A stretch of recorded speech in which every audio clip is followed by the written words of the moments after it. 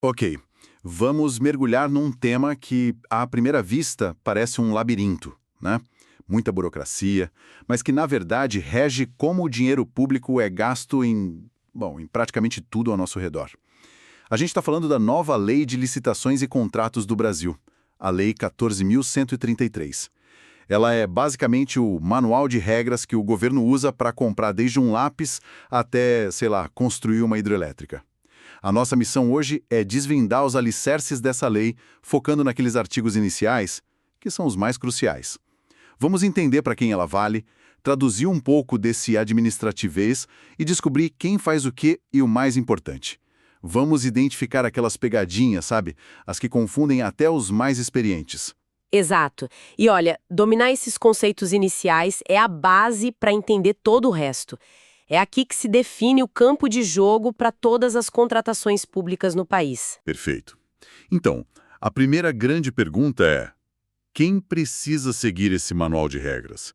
A lei se aplica a todo mundo no setor público, sem exceção? Então, o alcance é vastíssimo. A lei já começa definindo isso. Ela se aplica a todas as esferas: União, estados, Distrito Federal e municípios.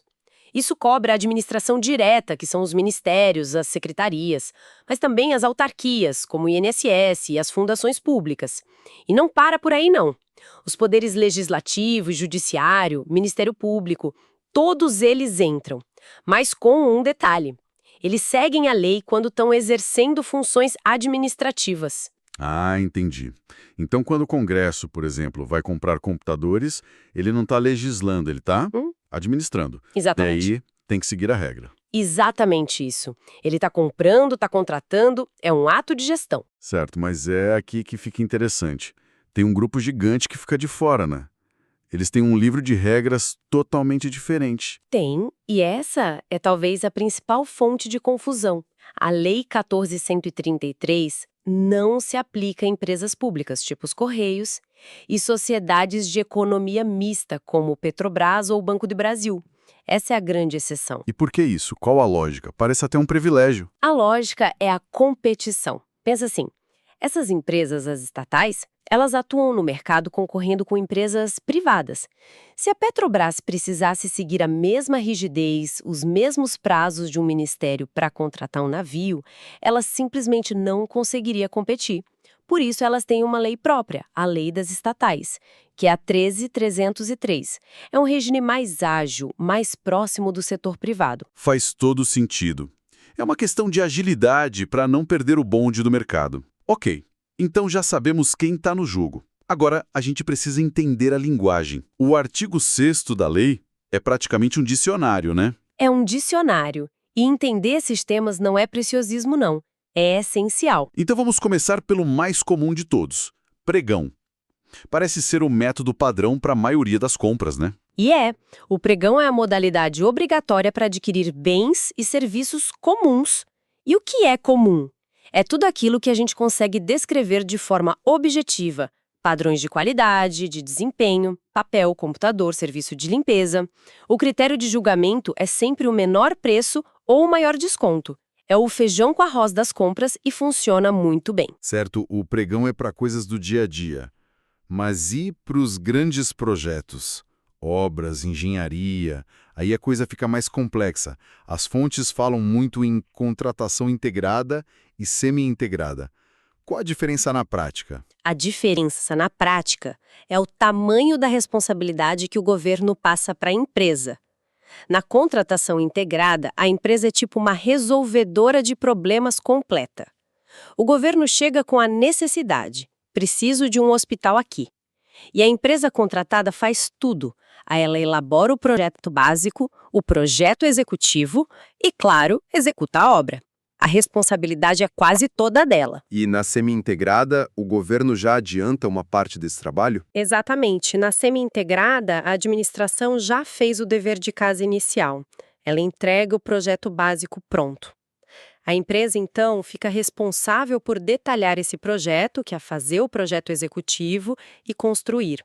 A liberdade de inovar é um pouco menor, porque o caminho principal já está traçado. Entendi.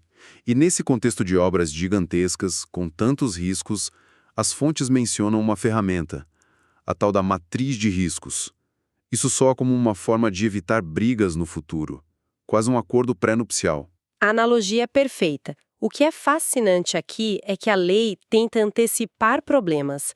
A matriz de riscos é uma cláusula que define desde o começo quem é responsável pelo que se algo der errado. Por exemplo, e se o preço do aço dispara no mercado internacional? Quem arca com esse custo? O governo ou a empresa?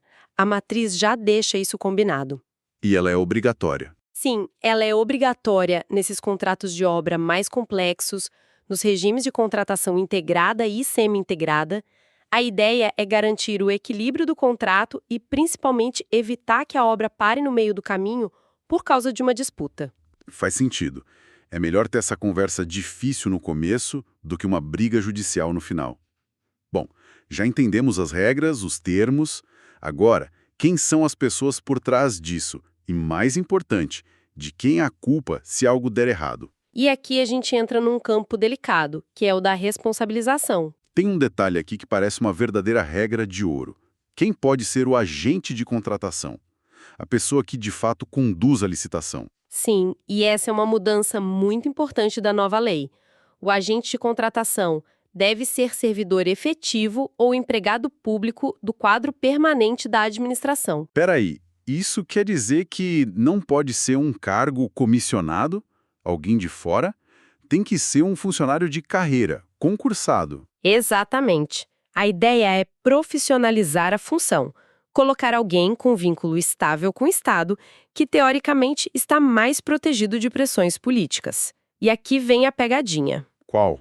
A regra para o fiscal do contrato é diferente. O fiscal, que é quem acompanha a execução, não precisa ser do quadro permanente. Pode ser outro servidor, desde que tenha qualificação para a função. Essa diferença é um detalhe clássico de confusão. Entendi. Um precisa ter estabilidade e conhecimento de processo. O outro, conhecimento técnico específico daquele contrato. E o parecerista jurídico? Se ele dá um parecer favorável e o contrato dá problema, ele responde junto com o gestor? Essa é uma questão super sensível. A regra geral é que a responsabilidade é de quem toma a decisão final, ou seja, a autoridade que assina. O parecerista jurídico só vai ser responsabilizado junto se ficar provado que ele agiu com dolo, com má-fé ou com erro grosseiro. E o que seria um erro grosseiro? Uma interpretação diferente da lei? Não, de forma alguma. Um erro grosseiro é um erro, assim, evidente, absurdo. Uma falha que um profissional com um mínimo de diligência não cometeria.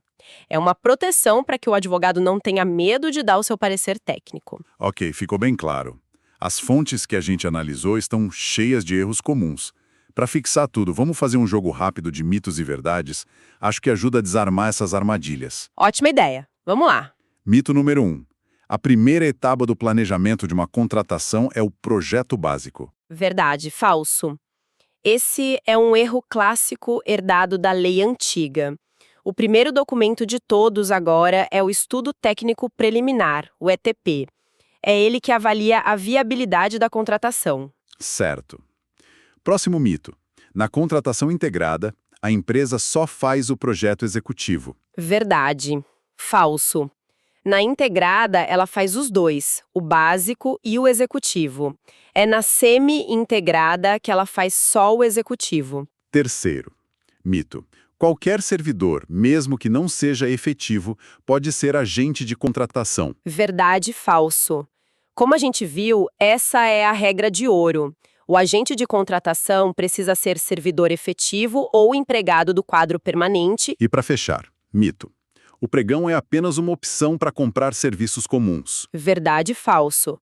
Para bens e serviços comuns, o pregão não é uma opção, ele é obrigatório. A lei manda usar. Então, resumindo tudo isso, a nova lei de licitações estabelece um campo de jogo mais definido, com um vocabulário próprio e com regras bem claras sobre quem pode jogar e como a responsabilidade é dividida.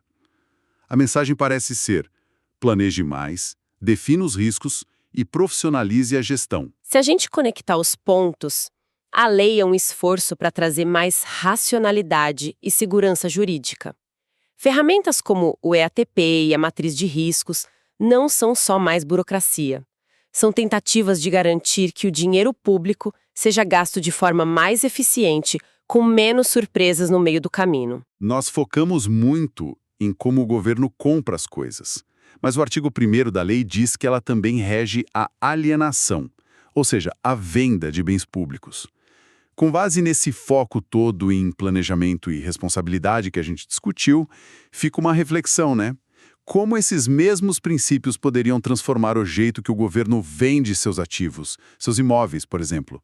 Será que a gente vai ver um estudo técnico preliminar para decidir a melhor forma de vender um prédio público abandonado? É algo para se pensar.